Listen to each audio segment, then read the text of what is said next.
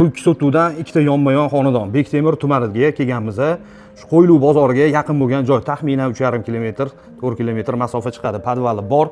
Xo'p, bu yoqda bitta hojatxona qilingan. Kamkoslarni yana bitirib beramiz deyapti. Mana holatni ko'ryapsizlar. Shundoq kelib yashab bersanglar bo'ldi. Xo'p, bu yoqda mana kirishinglar bilan bitta oshxona, studiya formatida qilib qo'yilgan. Xohlasanglar mana bu yerga razdvijnoy eshik qo'yib yuborsa bo'ladi yoki shundoq foydalansanglar ham bo'ladi. Xo'p, bu yoqda bitta yotoqxona. Deydi. Xo'p, bu yoqda ikkinchi qavatga ko'tarilishi, zinani tagidan yana unumli foydalanib, mana shunaqa sanuzul qilib qo'yilgan.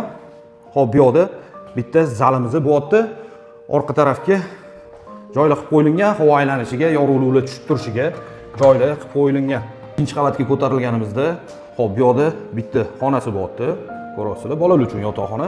Xo'p, bu yoqda yana bitta xonasi bo'lyapti, radiatorlargacha qo'yib qo'yilgan. Xo'p, bu yoqda yana bitta xonamiz bo'lyapti. Remontlari zo'r, yaxshi holatda. Xo'p, bu yoqda sanuzul kamkoslarni bitirib berishadi. Xonadonimizni ko'rdinglar. Bu xonadonimizning narxi 89 ming dollar. Kelishiladigan joylari bor. Kimgadir qiziq bo'lsa, aloqaga chiqinglar. Chiroyli narxlarda inshaalloh barakasini qilib bo'ladi. Fasad qismlarini ham ko'ringlar, bitta e'tibor beringlar. Qaranglar, chotki qilib qo'yilgan, aloqaga chiqaverasizlar. Aka-uka yoki opa-singil, oshna og'aynilarga ham zo'r variant, ikkita yonma-yon maza qilib yashayverasizlar.